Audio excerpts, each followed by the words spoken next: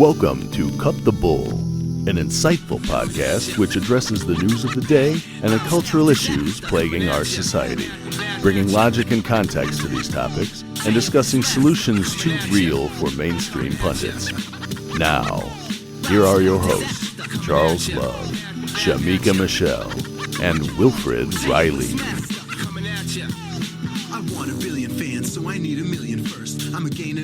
Hello and welcome to Cut the Bull. I am Charles Love alongside my co-hosts, Shamika Michelle and Wilfred Riley. And our guest this week is Jeff Charles. He is the host of a Fresh Perspective podcast, contributor at Red State, and the authority on breaking news on Twitter. Jeff, welcome to the show. Yeah, thanks for having me on. I've been looking forward to this. Well, we knew this time would come. It was only a matter of when and what we would talk about. And there's so many ways we could go, either about culture, politics, or race. But, you know, I pitched something to you and you said you were open to it. I'm sure other things may come in. But I wanted to talk about, there's a lot of talk on Black Twitter and other areas about, you know, the state of Black America, what we should be doing, what we shouldn't be doing, all this debate. So we have people within conservative circles, within liberal circles, sometimes they, you know, across, they debate each other. But I don't hear much talked about what I see as like this disconnect between what, I mean, they carry different labels, you know, the Black elite, the celebrity class, the upper middle class, whatever you want to call them, and the regular Black community. So I wanted to get your take on that. So, you know, we want to start off by talking about, is there, maybe I'm wrong, so just, you can start by just giving your opinion of this. Is there a disconnect on the bigger, most pressing issues between the normal everyday people in Black America and LeBron James, Don Lemon, Michael Eric Dyson, the people who are loudest on Twitter in the news that says, this is what Blacks believe, and, you know, what they actually say? And I don't necessarily, I'm sure it may get to that, mean from a political standpoint, because we all know most Black people lean left or vote left politically. But when I talk to the people in my circle, maybe I have a strange group of Black people, but they don't sound like the extremes of the left, but the Black voices you hear saying this is what the Black community thinks about these issues seem pretty extreme. So am I right that there's a disconnect? If not, you know, why? But if I am, why is that? And what do you see in that regard? Yeah, I think you're 100% right for the most part. I mean, and it's really like there's that dichotomy between the white elites and the white non-elites as well. There is a disconnect. And one of the issues that I've pointed out and that I've seen is that when it comes to Black talking heads, or the people that you see on MSNBC, CNN, what have you, typically they tend to be pretty far to the left. They tend to be on the so-called progressive train. You don't have a lot of people who are moderates that get the microphone. You got some, you've got a few, yeah. But even some of those folks seem to have embraced more of the far left. And most Black people are not far left. I mean, regardless of who they vote for, they're not really on board with a lot of the socialism, the Marxism, you know, the government overreach or relying on government to solve all these problems. But I think they do that by design. I do think that the white progressives who run a lot of these news outlets and news sites, they purposely choose people who are far to the left to give the appearance that they represent the Black community. I mean, and there's no one type of person that represents the Black community. It's not a monolith. We vote monolithically, but we don't necessarily have monolithic beliefs. Right. So I think that they don't. And I think what a lot of on the right, we tend to get the impression that a lot of Black people, or most Black people, are in line with like the Joy Reids or the Michael Eric Dysons, like you mentioned, when in reality, I mean, if you're going into a Black barbershop, you're not hearing a lot of that stuff. They're not down with a lot of the far left ideology. And I think what it is, and I think Sonny Johnson's pointed this out, like a lot of them, not all of them, but a lot of them grew up fairly wealthy, upper middle class or upper class. The colleges that they went to were predominantly white.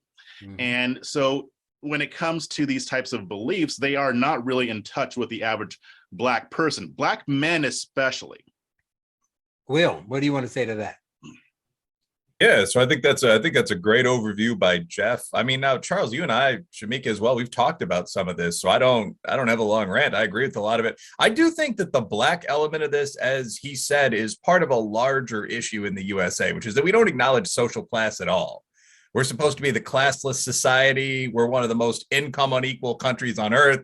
So you keep winding up with these ridiculous things like 70% of the people shot by cops are poor whites. No one can explain why. Could racism of some kind be at work? And I mean, the thing that obviously explains this just isn't discussed. So, I mean, the New York Times was absolutely unable to explain the rise of Donald Trump, who in all of the places that I was familiar with, I mean, Kentucky, Carbondale, Southern Illinois, where I went to college, those integrated white and black suburbs that play some football around Chicago. I mean, he was very popular there among people of all backgrounds. And it was just, there's that incredible disconnect between the Ivy League, Patriot League, even Big Ten elite, and just regular motherfuckers in the barbershop, excuse the language. So that's a reality.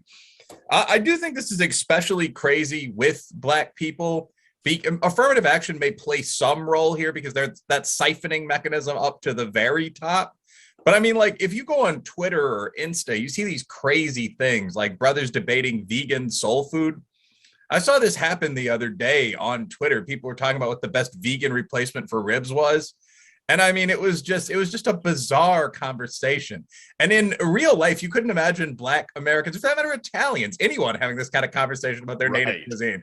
Right. So this is a reality. One thing, final comment, but one thing I think is really interesting, Jeff, is that you said these people that do have those Harvard backgrounds, they're kind of like the woke Black guy in a 90% white class, are being forwarded by white progressives at, say, MSNBC to talk.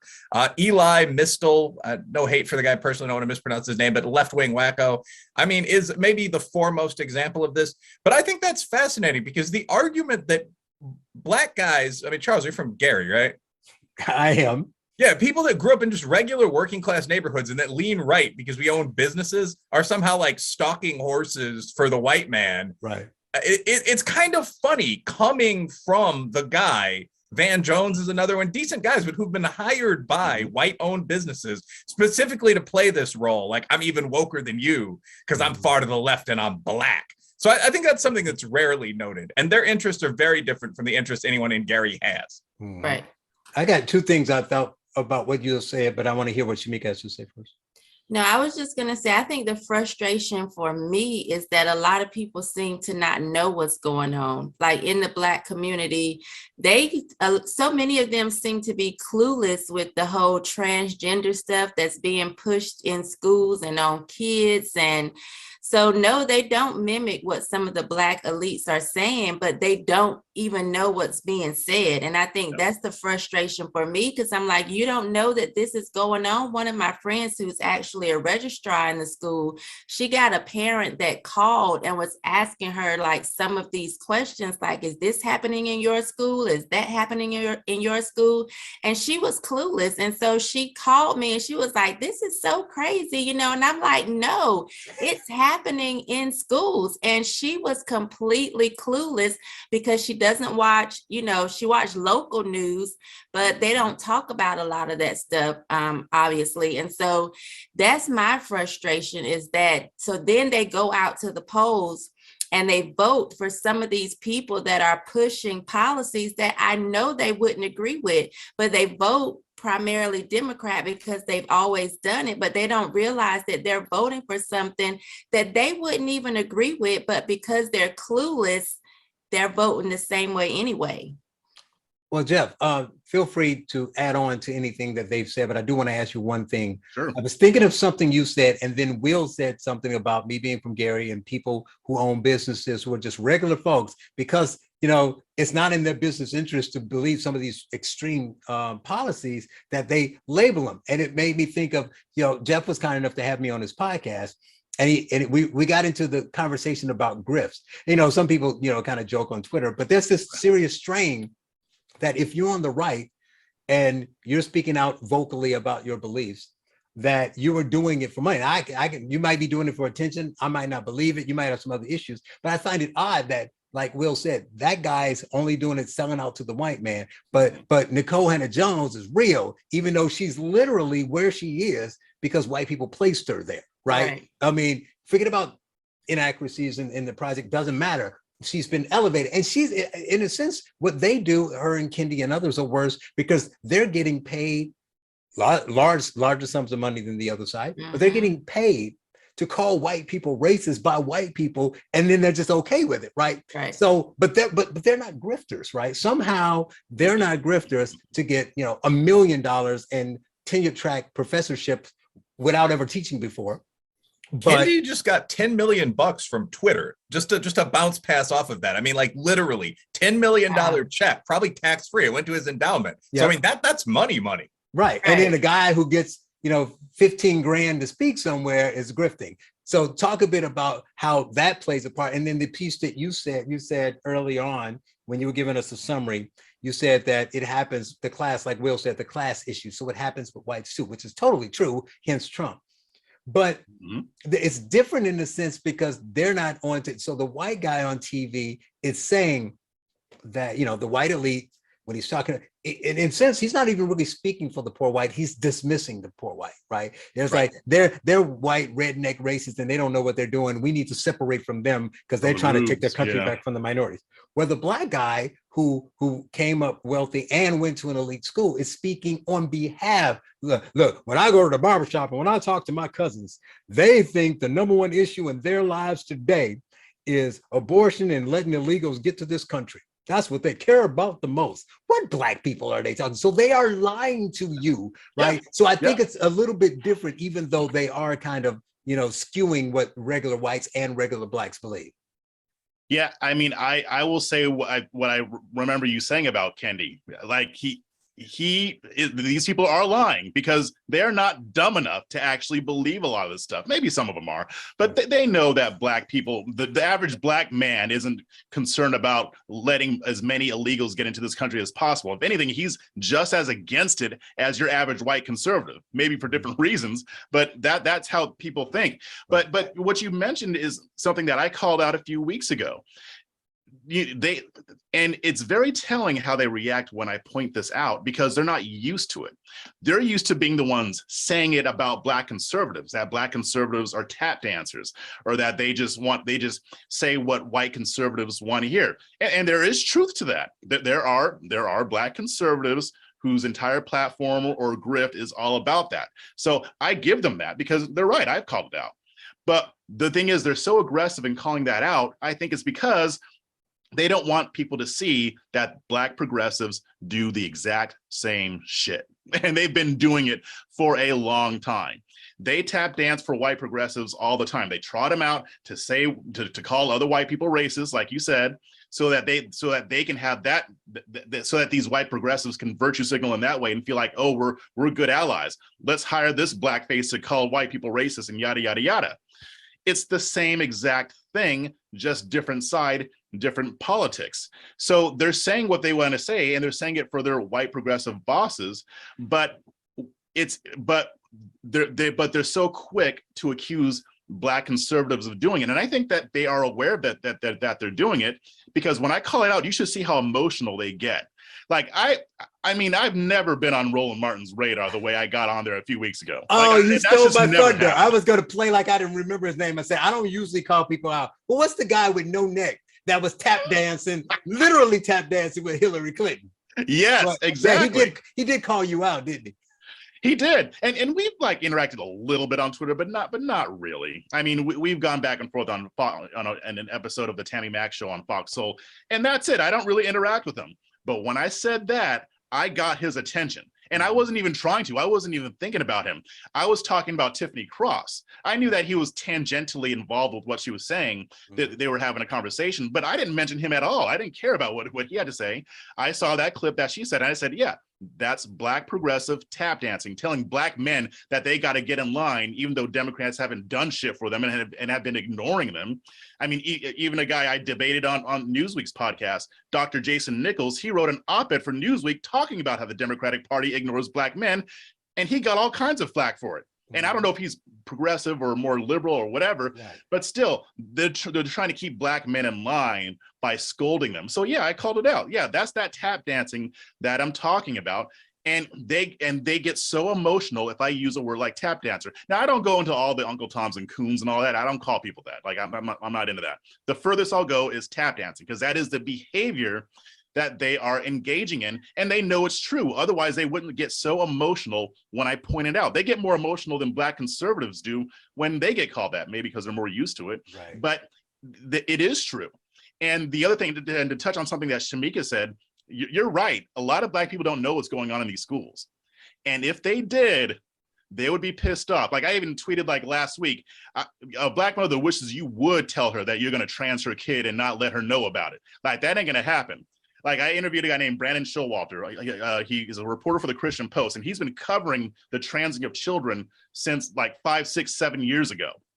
And he told me that he was giving a talk at a, I don't think it was a Black church, but it was like a Black Christian assembly type of thing. And he was going to talk about these issues. And he talked about the lead, and he was talking to the lead guy before he went on, because Brandon gets graphic about what these people are doing to these kids. And so he was asking him, how far can I go with this? If there's stuff you don't want me to say, that's fine. And he told me that the guy looked at him and said, say whatever you want. Black people don't do queer theory. Black people don't do trans to the kids. And he's right. I think if more Black people knew what was actually going on, I know for a fact that they wouldn't be for it. But again, who is for it? The Black progressives are, because they're regurgitating what the white progressives who hire them to, want them to say. So I think there's a lot of stuff in this whole dichotomy. And I know I filibustered for a while, but there's a lot there. You're the guest. Will's been reacting over here, so I'd love to hear what he has to say. Yeah, well, some of that was just me playing around. Like when you were like, I don't about know Kendi? how, I don't know if these guys are dumb enough to believe the stuff they say. They had to be very dumb, Will. The thing very dumb. Well, one of the things that I said that triggered a lot of people was that there should be something called the 1020 Project, composed of all these brothers with just mediocre SAT scores that are out here lecturing people from college pulpits. Like, train a little bit more maybe. But I do think, like, again, a lot of these people individually are fairly nice people, but just like they say about us, I do think they are doing some damage. Like the Ibram Kendi perspective on like group performance is basically that the two options when it comes to explaining like a gap in income between Blacks and whites are either genetic inferiority or racism, no matter how subtle and hidden the racism is. And I might be simplifying that a little, like the inferiority might be a little less blunt than that, but that's what he says. It's like page 2 of his book. So that's clearly not true. I mean, they're all kind of cultural, regional, so on differences. The average Black person is decades younger, a decade younger than the average white person, so on down the line. So, I mean, I think when people say stuff like this, some of them really do believe it. And yeah, I think there's an element of genuine outrage when you call out people for that. So that's really just what I was making fun of. I do think it's important to kind of point this out, though. I mean, like, get through the script, like the Matt Walsh, obviously white guy, right-wing guy, but kind of did this with What Is a Woman? Like, get through the screaming and just keep asking the question. Like, so, okay, I have a valid question about what you're saying. Can you answer it? So like you say, the options are genetic inferiority and racism. I'm saying that the most common age for a Black guy is 27, most common age for a white guy is 58. If you just adjust for that, doesn't that explain like 80% of the gap? And if someone can't answer that, then there's not really much value to their paradigm. It's just been kind of removed from the equation. So again, I don't know how much I added there, but that's the point. I don't think these ideas are brilliant ideas. I think that they're dumb far left ideas in many cases. And there's a lot of time and effort that's spent marketing them to different demographics with like the appropriate face and seller and presenter. But the reality is what Jeff said's exactly right. I mean, if you go to a middle-class Black church and you start explaining to moms what exactly is involved in this, like, have you guys ever looked at how a transgender surgery works? Unfortunately. Yeah, I looked it up last week. I mean, it just, Shamika, you might want to, it's just like, if you actually show that to the ladies in the front row of pews, I mean, I think they're going to have some pretty strong opinions, and they're going to take those into the political game. So it's important to do that. That's really no point beyond that. These are not good ideas. They're dumb ideas. Well, one thing I want to say is something Shamika said, and Shamika and I have talked about this, and I get an interesting some information from her I didn't really expect. So I'd like to hear what Will and Jeff say about this. So we probably all agree on people being misinformed and not really knowing what's going on or believing what these people are lying to them about. So that's all they know. But I was often saying that the people in my circle just don't buy this, kind of like Jeff was saying. They don't think this way. Politically, they vote however they vote, but they don't really buy this. But I give some examples of some actual conversations I have with people in my circle, and they're like, "What? This is crazy," right? Especially if they're pro-black, then they're like, "We're definitely against immigration. We're definitely pro-gun. You gonna take a gun from a black man? Definitely pro-gun. All that kind of stuff." But I'm like, just regular people. I'm just like, "What do you think about this stuff?" They're like, it's down the line. It's either centrist or it's right, especially if they're 30 to 50 years old. But I asked Shamika, Shamika was like, "Nope." Some of my friends are just like, "No, it sounds good to me."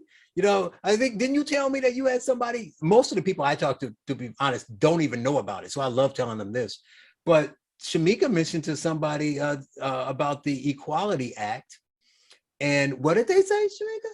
Yeah, there was a Black girl that was actually cheerleading the Equality Act, saying that, this is a good thing. This is one of the good things that has come from Biden's administration. And I was just shocked because if anything, I would think that Black people would be against that, if nothing else. But the fact that they were cheerleading it, I was just shocked. I was very surprised. And she knew what, because I get a lot of people don't know. So you basically saying, hey, Black community, we need this treatment. We need to be systemic racism. So you got to level the playing field. And you tell them, so they wanted to augment the Civil Rights Act of 1964 to include gender identity. You cool with that? And she was like, yep. Yeah, no, I don't know how detailed she thought it was, but it was just surprising. Oh, she just heard somebody tell her it was good. Right, yeah. So I was like, ooh, that's scary. One quick one. Do people know what gender identity is, though? Because I've run into this with people, like where people will just say something, well, if a girl's bi, that's cool, or something like that. And you have to explain, well, no, that this is a thing. Like, gender identity is like you're a man and you think you're a woman. Right. But like a lot of people that are off of that Twitter, TikTok, Instagram world have no idea all this stuff is going on. Yeah. So what about the people in your circle, Will? Like when you talk to your Black friends and your people back in Illinois or whatever, if you just talk about just normal stuff, if it comes up, it probably doesn't come up that, especially not politics, but you might just be like, man, what do you think about this? Have you seen this going on? And they react. Are they like, that's crazy? Or do they just like, well, I think Biden will fix it? There are kind of two reactions. So my group of friends is actually pretty hood. Like when I was a kid, I was a passable athlete and all that, but I was kind of like the academic one in the group. And I've picked up other friends over the years. So I mean, like some of them are country boys down here. Some of them are just guys. But I mean, I worked on trading floors, a lot of bro guys from that period. But I mean, so in general, they're very unsympathetic to this kind of thing. I would say across the urban men, across the trading floor white guys, across the country boys. There are two perspectives, I would say, though. One is just this stuff is bat bleep crazy. Mm-hmm. And the other is kind of conventional progressivism.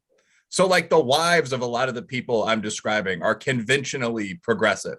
Like, well, I saw on CNN that this is just something that's happening. These are people who have women's brains and men's bodies, and you and my husband are so intolerant. And yeah, like Joe Biden's going to make it work. We're moving toward a new era. These are the kind of people that have like Ukrainian flags in their Facebook profiles and like that had, if you are on social media at all, you probably remember like the stay home, save lives graphic. Yep. That had that up for like a very long period of time, like 8 or 9 months. Mm-hmm. So I mean, that's one position. And the other position is just, this is crazy.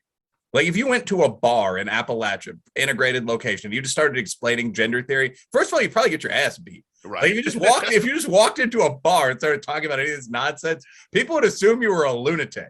Let me tell you all my pronouns before you give me my drink. Right. I mean, why are you hitting me? Why are you hitting G? Why are you hitting us? Them. Yeah. Stop hitting them. Us will defend ourselves. But like, I mean, so those are the two things without, I mean, like one is, this is just crazy. I can't believe this. And two is like, well, I guess it's a social change. And that was probably the same perspective in the 60s when you talked about busing like Black and poor white kids to one another's bad schools. Like there were probably people saying, well, like that doesn't sound like a good idea, even though I'm not all that racist. Right. And there were people that were like, well, this is the new, better society. Yeah, just do what they say. Jeff, what about you, your circle, when you talk to the normals? Do you slum? See, we are normals, but I know you're kind of up there in the higher echelon. Do you slum with the regular color folk? I mean, I'll hang out with anybody. I mean, I talk to people on Twitter. I talk to people here in Austin. Like I said, even when I was at the barber shop, they don't really get too political, but I have a feeling that if I don't bring up politics, so then I have to talk about what I do, and I'm in Austin, so it's a very blue city, so it gets a little uncomfortable. Right. But I mean, yeah, these people wouldn't be down with it. I mean, I don't care where you go in this country. If you go to any black neighborhood, a regular black neighborhood, whether it's middle class or lower class or whatever, I think most black people are just not going to be on board with a lot of this stuff, because it's different when you talk about, just go along with social progress. But there's a difference between that and cutting the breasts off of a 13-year-old girl so that she can become a boy. I mean, you're just not going to get a lot. Most people in general aren't going to be on board with that, but especially black people. And the thing is that what's also interesting about the black progressives that you see on MSNBC and CNN, their platforms aren't really going to black people, because most black people aren't watching MSNBC. They're talking to other white progressives. So to me, that's yet another reason why a lot of them aren't even exposed to the ideology, because it's just not in their wheelhouse. And what's sad is that this stuff can creep into these schools without them knowing, because they trust that their teachers and their school districts are doing right by their kids, and then come to find out later when it might be too late, they've trans their kids. And I do think that if they keep doing this, there is going to be more of a backlash from the black community, because they have to do it to black children. Right now, it's a lot of white girls who are getting into this, and there are different reasons for that. But they're not going to just stop with white girls. They're going to do it to black girls, black boys, and it's already started. So I think that, and honestly, I think that's one reason why you're starting to see more black people in general start to become disillusioned with the Democratic Party. It's happening little by little, mainly with black men. Like we talked about before, but I think that they're seeing a lot of this stuff. I think they're starting to see some stuff that they don't like. They may not know all of it, but they're seeing some stuff that just doesn't jive well with them. Well, I think that's a perfect segue, because if they're starting to wake up and they see the things that are happening that they don't agree with, and they need to move somewhere, they need a place to go. Yep. And full disclosure, none of us are Republicans, Jeff. And so I know you kind of, speak honestly about that. I identify as conservative libertarian. I don't identify as Republican. But you have a lot to say about Republicans, though, I tell you that much. Yeah. So if this is happening and Biden is not being his best self, let's put it that way. I'm trying to be nice. I think he is. I think this is the best. That's the problem, right? The best he can do. We have an election coming up, and this is important. It's going to adjust all of these levers. And at the beginning of the year, I would have said, man, the Democrats look pretty bad. But as usual, would you agree with me that the Republicans have found a way to just mess everything up and not take the opportunity that they had and do the most with it? So what do you think about how they're reacting to the flaws of the Biden administration and what's going on in the country? And are they going to get anything out of it? Are you talking specifically with the black community or just overall? No, just overall. Overall. Okay. So what I'm seeing, it's interesting because I'm seeing some positive signs, and then I'm seeing signs that they haven't really learned their lesson.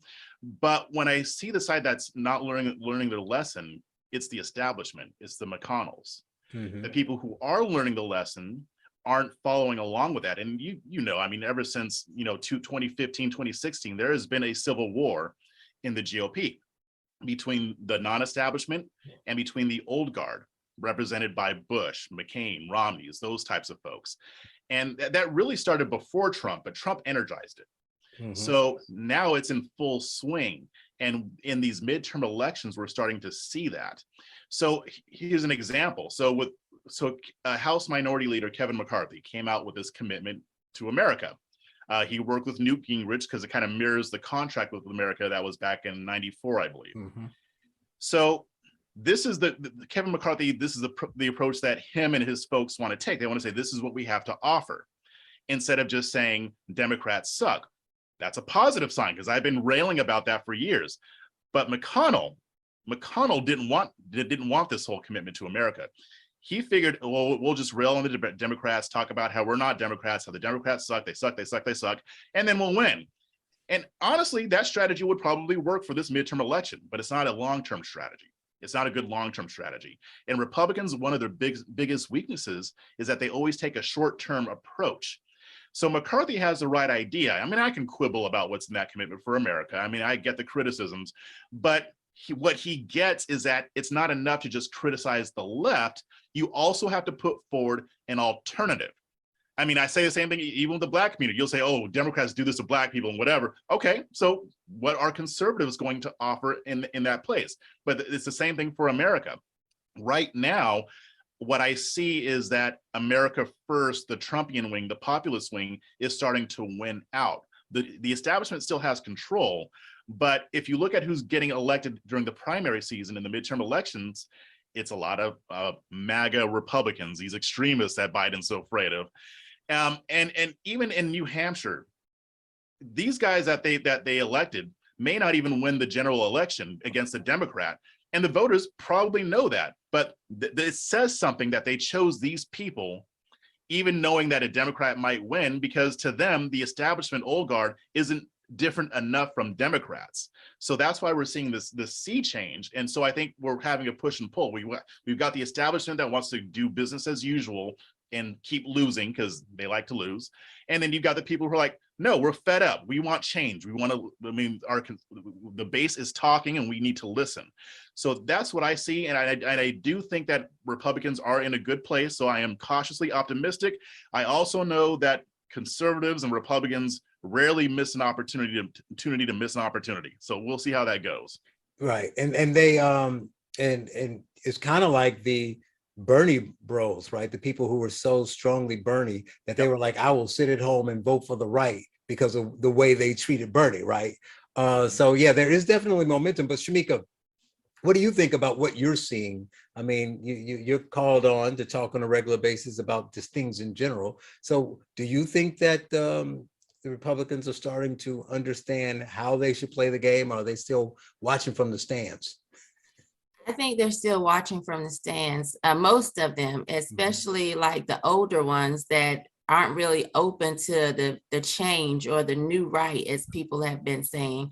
So I do think that we have to get more, or Republicans need to get more aggressive and kind of capitalize on the Black men that are waking up, the Black men who are frustrated with the Democrat Party, who will, I really feel like will lead the numbers and lead the movement and move the needle when it comes to the percentage of Black people that will vote differently. So I think that if they don't capitalize, it's gonna be an opportunity missed for sure. But I think we can't, or I'm not a Republican, but I think that I know we on the right, but I think, you know, for this new right, I think they kind of understand it a little better. And so we just can't worry about what the rhinos are actually doing or not doing. It's just time to kind of bypass them, overlook them, and just try to push forward as much as possible.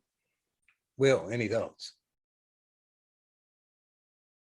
Yeah, I mean, I'm not a Republican at all. I'm definitely not a Democrat. I mean, I think there are a lot of problems with two-party systems in general. But yeah, I think that point about, I mean, what Jeff said, the standard take in political consulting is that there are a lot of Republicans that seem to almost want to lose or want to be in the minority. Right. And you don't see that as much with the Democrats, kind of a younger, hungrier party. They have their crazy ideas. Like AOC wants a socialist country. Like she has real goals. It's not fake.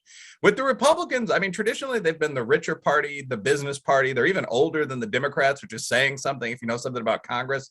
So I think that there are a lot of people on the GOP. If you look at Mitch McConnell, that aren't really passionate about most Republican ideas, whether it's guns, maybe pro-life cause, limiting immigration, certainly none of the new right stuff. Right. I mean, and the idea might be we just want to keep playing this gentlemanly game that's made us rich. We're going to complain about the Dems. We're going to pick up a few seats. then, we'll do whatever. We'll pass another tax cut for rich people. The next time around, they'll win. Gentlemanly progression. The problem is, I don't think that just in one sentence, Republicans seem really scared of their base. Like, there are a lot of Republicans, if you look at, for example, the Dispatch, that are going along with this, like, Donald Trump almost took over the country stuff to the same extent the Democrats are. I think a lot of Republicans are convinced that their base is like illiterate, toothless, hillbillies, maybe even some blacks and Hispanics these days, that have the purpose of voting in the Bushes and so on so that they can continue passing the tax cuts and whatnot. I don't think you have quite, this is the final, I don't think you have quite the disconnect between the base and the politicians on the Democratic side. Like, I think that some Starbucks barista who's a passionate Bernie girl or even Hillary Clinton voter kind of agrees with Hillary Clinton on late-term abortion and minimum wage and a bunch of other things. I don't think that the average GOP voter really agrees with George W. Bush on a lot of the major things that he would have wanted to get through in, say, 2008. And same thing with Mitch McConnell. I don't think Mitch McConnell's priorities really match up with some guy in, again, a bar or a barbershop in Kentucky. Right. No, and I'll just add to that really quick. I was talking to Kurt Schlichter about this on my podcast, and he said the exact same thing because he's been in this business for a long time. He was there with the Tea Party, and that's exactly what happened. They weren't listening to their base. Their whole environment were these think tanks and these academia. But they didn't really go down and talk to actual regular folks living in red states. So they're dealing with issues that people aren't concerned about. The base was saying, this is what we want. We've got all these illegals coming in and yada, yada, yada. And the Republican old guard didn't listen, which is why they're getting repudiated right now. This is the same thing with Black people and the Black elite, by the way. Like, when I talk to Black moms and dads in a professorial role, anything like that, coaching kids in the city, anything, the number one concern is crime. Like, I mean, we spiraled over 20,000 murders again last year. Black people have gone from back in the day about 25% of murder victims to 62% of everyone that gets murdered. We now think of crime, not in terms of Italians, Irishmen, Mexicans, but as Black crime in the USA. Mm-hmm. Major problem. Nothing is as bad for race relations as this. That's the main consideration of everyone I talk to. Then you turn on the TV and you hear about these exotic forms of racism.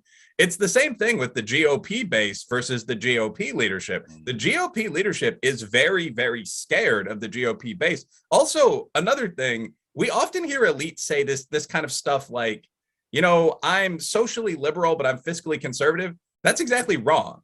Like, most people are socially conservative, but they're fiscally liberal. Like, they don't mind spending a little bit more money on the army or, giving old people some cash so they don't have to eat cat food. They object to the transing the kids and the tearing down the statue in the center of town because the guy spent 2 years fighting for the Confederacy before it came back to the Union. That's what people actually object to, in my experience, my lived experience. My lived experience. Okay. So Jeff, I'd like to ask you another Black question, if I may. Sure. So we talked about the elites, most of them being liberals in the media, and then you got the Black conservative side, and I've seen you take them to task. I think you have a term for them. What are they? Black. What do you call them? The conservative Inc. or something? I haven't used this in a while, but yeah, I used to call them Black Conservative Inc. Or Black Conservative Inc. So I just had a really simple question. I'm sure we all agree it doesn't help, but who does the most damage? Between Black progressives and Black Conservative Inc. Between Black Conservative Inc. and the Black, types you're talking about, like you call them the tap dancers, like the no neck guy, and like the woman that's rewriting history, and the one true grifter who take money but then says capitalism is bad. I don't use names here, but those people. So who does the most damage? I'm gonna go around because I know what I think, but I see Shamika like, so who does the most damage? I think it kind of mirrors history. Mm-hmm. So I think the Black progressives do the most damage. I mean, if you're trying to infuse Marxism into the community, you're doing damage. Marxism has done nothing but damage to the Black community since Woodrow Wilson. But it's almost like, if you look at the history of the Democratic Party and the Republican Party, the Democrats are the worst. Republicans are bad because they allowed things to happen. So I apply that here because you got the Black progressives who are desperately trying to make Black people more socialist, and they're supporting socialist politicians, and they're supporting the Democrats in Congress and in local governance and state governance that are damaging the Black community. Right. But then you have the Black conservative Inc., who doesn't really seem interested in doing anything about that. They want to talk about it, but I'm talking specifically about this type, not all Black conservatives, but the type that only wants to talk about Chicago, but not take the Republican Party to task for not trying to campaign and get resources into Chicago to get the Democrats out. So they'll go about as far as complaining about the problem because it's what their audience wants to hear. It also allows them to have this rosy view of the Republican Party. Oh, they freed the slaves. Well, yeah, but something happened in between that and the 60s and up until now. So I think the Black conservatives, really, the ones that are pushed, don't actually push for change. They're not being honest with their audiences. And I think most of them don't even know the history. They just know that they say certain talking points. They're going to get the clicks. They're going to get the clout. They're going to get the cash. So I would say the progressives are worse, but the Black conservatives kind of help them out, honestly. Well, I got to ask you one more thing before I go to them. So because we had your buddy Kira Davis on, and we kind of talked about this. It was after she wrote the article on Candace Owens, and Will and her had a pretty good back and forth. But and he can explain his situation. My question was just they were getting a lot of heat at the time, right? This was just a lot. At the time, it was just a lot of these people are so bad. They're making it so hard for the outreach in the community. And my thing was, I'm not disagreeing with you on their approach is bad, all this stuff. But I'm like, are we exaggerating how many people in the community really listen to them? Because I would say that if you walk them around, and there's no knock on them, they're way more popular than me. But if you just walk through the hood with a microphone and ask people who Lawrence Jones or Candace Owens or anybody who's a popular conservative on Fox News or whomever, they'll be like, I don't know. So I'm like, we can't have it both ways and say that. I mean, I get we're reacting to what they're saying. But we're acting like, oh man, because I had somebody else telling me he was a Black conservative. He's a Black Republican, open Republican, but he's like, I try to do outreach. I'm a real Republican. I'm the new Republican, right? And I'm out here trying to do things, and they're hurting it, making it harder for me to do. I'm like, oh, they know.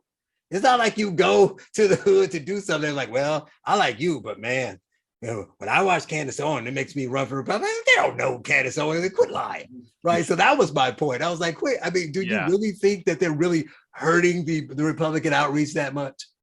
Well, so here's where I stand on that.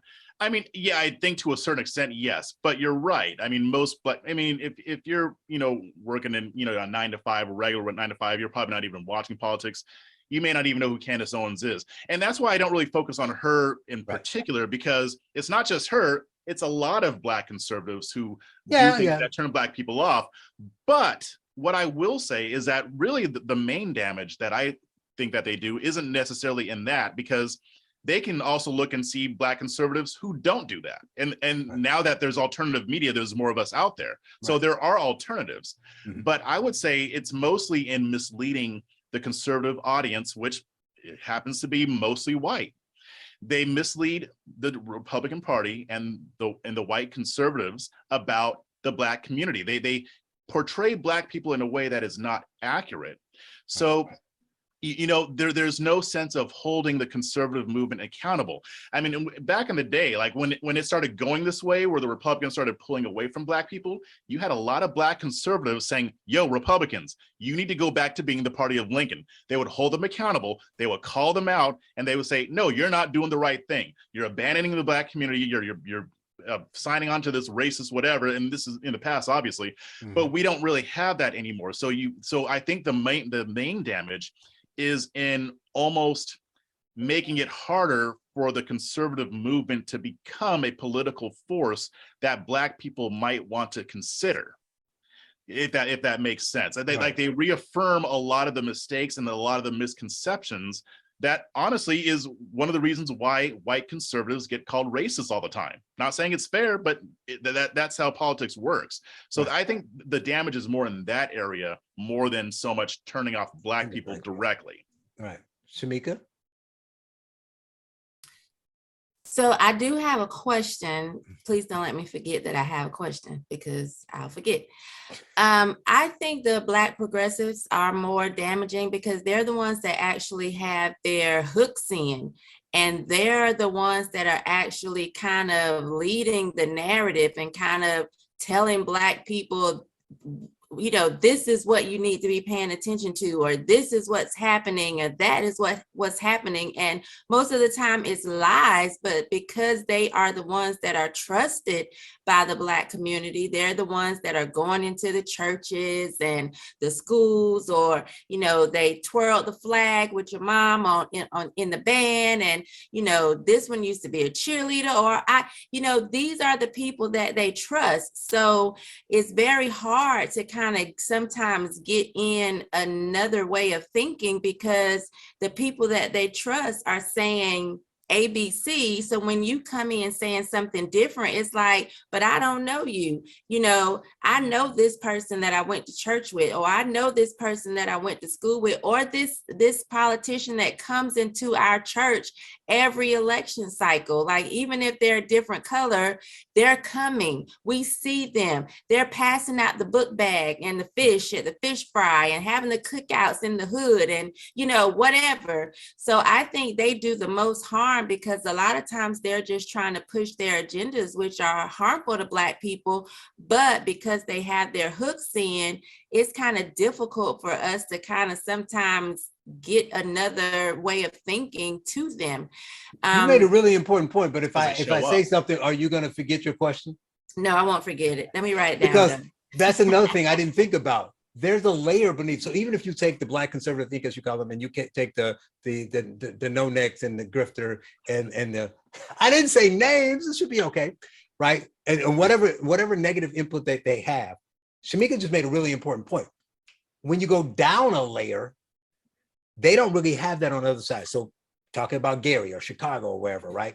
So there are Black conservatives out there just trying to make the community better that aren't talking like the Black conservative thing, but there's so few of them. They have an event, 10 people come, whatever. Mm-hmm. They get flack from the GOP. They're pushing back on their state GOP, like, you need to do this, but they get the small voice.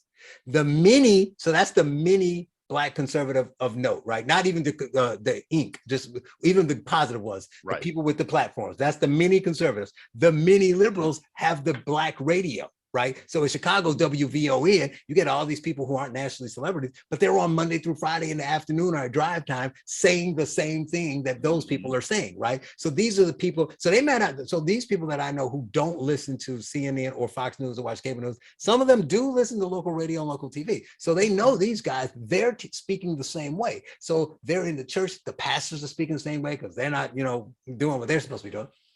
So everything they hear is that. So like she said, even if you come and just say, like you use my approach, which I'm not a Republican. I never talk bad about Biden because I don't talk about the politics. I just say, what do you think about this? Do you think it puts a strain on the city for 1 million people to come in, you know, and not know who they are? Most of them are good people, but if 50 of them sneak in and they're bad, you know, don't you want to know who they are? And most people, if you just say that to them, they'll say yes. But then they say, but I heard on the radio yesterday that another guy heard a guy say that a guy on NBC of note, like a Chuck Todd level, said that we got jobs that are open and nobody to fill them. So if the illegals come, it's great for the economy. Right. Right. So how you can't really come back to this. So she makes a really important point in that even if they negated each other, you still got the people in the neighborhood who are the local celebrities saying things the same way that the other people say it. So that's what they'll believe. Your question, Shamika. So my question is, I guess it's kind of two questions in one. What exactly is the message that maybe Black conservative Inc. is leading white conservatives to thinking about the Black community that's not true? Which brings me to my second question, like, do you think at all that we're kind of in denial with the way that the Black culture is kind of going downhill?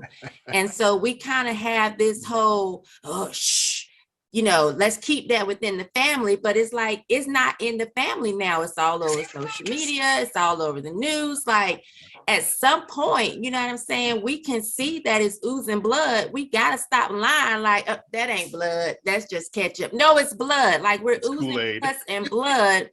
And, do we keep turning a blind eye to it because, the white people gonna hear or the white people gonna see, when the white people are already seeing it? So, how do we address certain things without, I just don't know. And just so you know, Jeff, when I talked about when Kira was on and Will and Kira, that was kind of Will's point. It's like, I may not like the delivery, but it's not like what they're saying is not true, right? Yeah. So, and I'll let you respond since you brought it up, but I actually wrote an article about it, but I know, but go ahead. What is your response to Shamika's question? Yeah, it's not so much that what they're saying isn't, a lot of it isn't true, but I would say most of it is. Right. And to me, I have no problem with talking about those things. We should be talking about those things. As a matter of fact, I mean, even average Black people, they talk about these things at the dinner table or elsewhere. I've been hearing it since I was a kid. So yeah, we should talk about these things. We should talk about all of it. And this is where I have gripes with both sides. Because if there are, let's say, income inequalities, the left says that's racism, 100% racism, that's it, nothing else. The right says that racism doesn't have an impact, or some of you will even say there is no racism, it's all because Black people are lazy or whatever stereotypes they have. The reality is that all of these elements come into play. We like with the Hoteps and with other Black conservatives, we talk about having economic freedom and working on our economics and even group economics to a certain extent, taking it on ourselves. Yes, there's racism, but we can overcome that racism because we've done it in the past and we can do it now. I think nobody is willing to tell the whole story.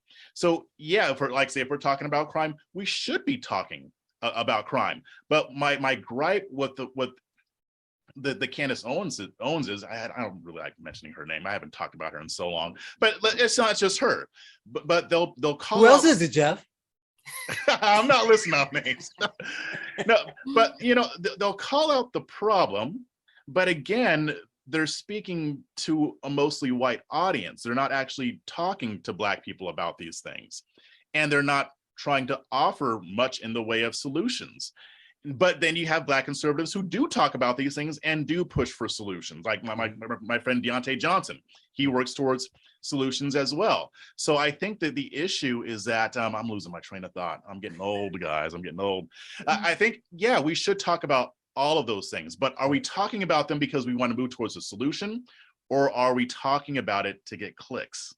Well, and I'll even say that for the left too. Are they talking about racism because they want to solve the problem? Or are they talking about racism because they get paid to do it? Because, I mean, they tend to foment a lot of racism themselves. Well, we're going to bring Will to the plate, and I'm going to set up put all the players on the bases so he can hit a grand slam here.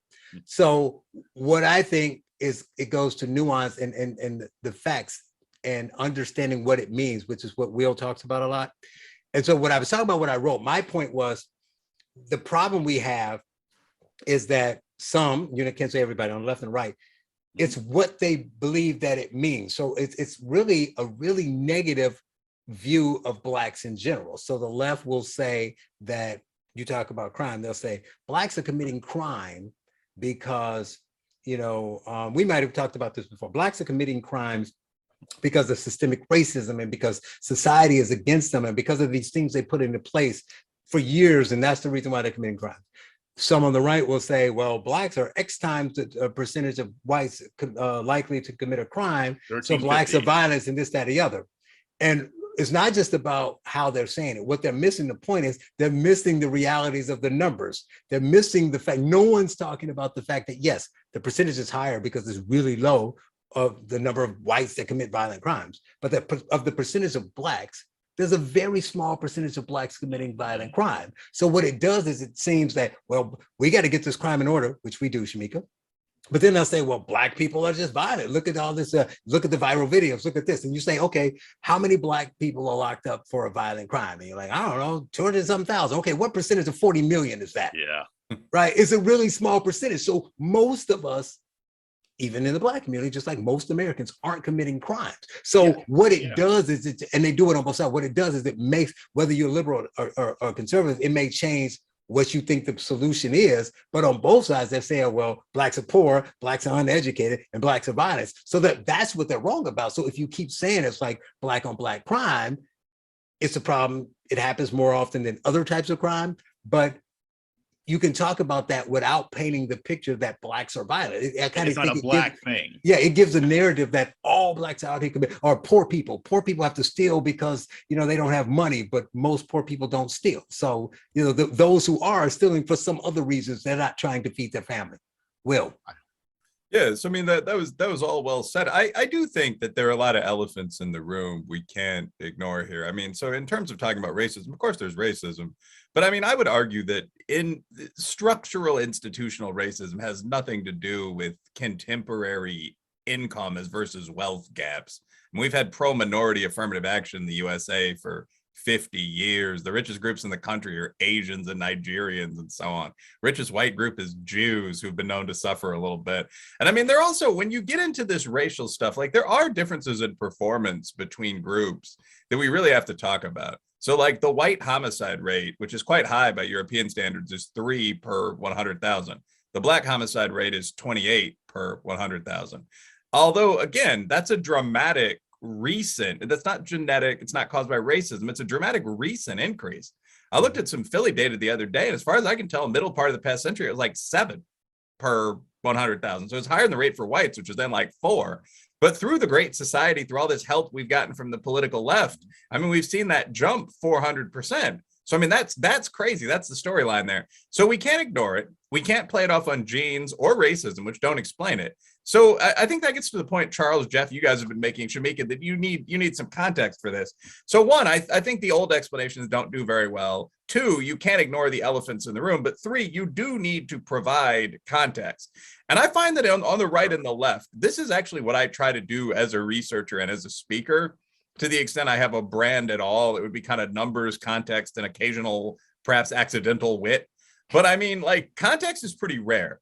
Like, I wrote an article about race and IQ, and the Black IQ traditionally has been about 85. It's now up to 92. Again, this is almost certainly not genetic, not caused by racism, because it's changing fluidly. But people were commenting things on social media like, well, that's still pretty low. And I just linked in passing the white IQs in all of the states. And in like West Virginia, the white IQ is, someone might correct me in the comments, it's 91, I think. So these are pretty variable all around the country. So if you're going to say, well, the Black IQ is only 92, you guys need to step that up. You also need to say, well, the Appalachian IQ is identical. And there's a lot of crime down there. And what are those boys going to do? You can't just, and this, I think, is the valid critique, frankly, of people like Candace Owens, who, again, a nice person. But if you're just talking to a white audience that doesn't necessarily like the Black community all that much, and you're only saying the Black IQ is 92 part, a lot of people are going to get from that, whether or not that's what you're intending to communicate. Well, those people are a bunch of idiots, and we need to, keep the hammer down on that block of people. There are a lot of Blacks that feel the same way about, for example, immigrants. By the way, I hear this all the time. Like, one of the bluntest things I've ever heard about immigration is I don't want people coming here from raggedy ass failed white countries. But like, we were talking about like Ukraine, and like one of my friends was like, they're losing a war right now. Average income's like $5,000. They can stay over there. And I think that's something that you'd be more likely to hear from a Black American than a white American, whether or not you agree with it, by the way, audience. But so context is key. Like, if that's your take on Ukraine, or IQ is 90 is your take on Black people, I can guarantee you there are a whole set of variables that you're not really throwing in there. To answer your original question, though, Charles, who's more dangerous, Black conservatives who sometimes exaggerate or Black progressives? Black progressives. I mean, it's this whole idea, like, we're talking about like who's doing the best job of responding to Marxist nonsense. Like, the big problem is the Marxist nonsense. I mean, a big part of the reason whites and Blacks don't like each other is the past 40 years of this Great Society gibberish. None of it's worked except for the Civil Rights Act itself. So that's the real element. And they don't want that anymore. You're doing a great riff, but I got to say, they don't want that anymore. I'm done. Yeah, and you're right. But yeah, you're right. Like Martin Luther King, if you read the 1619 Project, there are only two people in their curriculum that really aren't mentioned that you'd expect to be in there: Frederick Douglass and Martin Luther King. And of course, John F. Kennedy, but he's white. But I mean, like, the idea is that colorblind, everybody get along, go out on the baseball field together. That's very cliche to these people. They want segregation again, just led by us. Like, as minorities move toward 50%, start making as much as whites, the idea is we're just going to flip this around. You see, UC Berkeley, they had 2 multiple-story buildings white people couldn't go in. It's the same thing. Every race has its racists. Yep. I wrote about that for Newsweek, actually. The pendulum has swung. Really quick, do I have time to tell a really quick story that can kind of illustrates what Wilfred said? Yes. About when it comes to context. So like a while ago, a couple weeks ago, I posted, what's the difference between a stereotype and a statistics? And one of my followers, because I have the best followers, he said, statistics can be used to promote stereotypes. So a long time ago, I met this guy named Carmine. He's a friend of mine now. And he's another conservative talking head. He's an Italian guy in New Jersey. Great guy. Carmine, of course he is. Yeah, he's great. Stereotyping. Go on. Yeah, but he believed a lot of these stereotypes. He's like, what is it about Black culture that is so violent? Why are Black people so violent? And he wasn't saying that it was genetic or anything like that. He was just asking the question. He did the whole 1350, 13% commit 50% of the violent crimes, yada, yada, yada. And I was like, you really need to put this in perspective. What if I told you that the vast majority of Black men don't commit those crimes, that it represents like less than 1%? And he was like, what? So I got the numbers together for him, and he had me on his podcast, and we hashed this whole thing out. And so he realized, wait, the Black people committing these crimes are less than 2% of the entire Black population. He's like, well, what about when you adjust for Black people aged, I don't know, 15 to 28? I can't remember what the range was. The percentages were still very low. And so when I put that in perspective for him, to his credit, he was open and minded enough to see, oh, okay, well, I was going about this all wrong. But again, that's the problem when you have influencers, and it's not just on the right. I mean, left-wing media stereotypes Black men too. But I'm speaking mostly towards conservatives right now. When they use these statistics in this way that promotes a false narrative, then of course white people or white conservatives are going to have a skewed view of how Black people really are. This is not to say that we don't deal with those problems. I mean, I lost my cousin to Black on Black violence. So I'm not saying we ignore it, but to me, it's important to be accurate, because when you don't, that's what causes these disconnects. That's what causes these misconceptions that lead to fear, anger, hate, suffering, like Master Yoda teaches us. So, and especially if I'm talking about, in conservatism, and I want conservatives to be more of an alternative to progressivism for the Black community, well, guess what? They need to be educated on a lot of this stuff. They need to know that a lot of their preconceived notions are wrong, because you can't reach people if you don't understand them. You chicken. You should have told Carmine the answer was chicken. That's the reason why they're violent. You should have said it's the chicken. But Italians like their chicken Putting parmesan. spices on the chicken. That's what causes it. Yeah. So anything you want to leave us with, any last statement about, I don't know, politics, the culture, the Black elites? Just put a bow on this for us, Jeff, as the guest. Can I ask a question? Or Shamika will ask the question and I'll shut up. For the bow.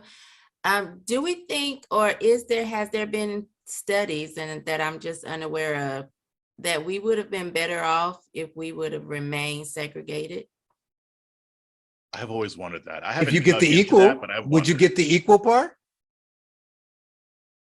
If we ever got the equal, maybe. Maybe. I think it would have happened organically anyway. But then what I've always questioned is, would it have been better for this country if it wasn't mandated by government, but the integration happened organically? Yeah. And we'll never know, but I wonder. Well, there are a lot of so it depends what you mean. Not at all to like jump in there, because it's a great question. Jeff's the guest, but like I think we do know that like busing and stuff like that didn't work. Right. So the idea of, would things have been better if you passed the Civil Rights Act and let white and Black people spend maybe 10 years working around the fact that they fought each other for 200? Probably. I mean, like the things we actually didn't work all that well. And it's just been forgotten. It's just been memory hold. Like the trans kids thing will be in 10 years. Anything you want to add, Jeff? No, I think that summed it up nicely. We'll often hit you with something and you say, let's just leave it there. But thanks, Jeff. He is Jeff Charles, host of a Fresh Perspective podcast, contributor with Red State. And we didn't even get to your breaking news, but apparently people are trying to boycott Olive Garden or something. Go check him out on Twitter. He can tell you all about it, Jeff. Thanks for joining us. Thanks for having me. I got a country to say, God bless the US of A, land of the free and a home of the brave. God get all of the praise. I got a country to say, cause I'm Patriot J and I'm saving the day.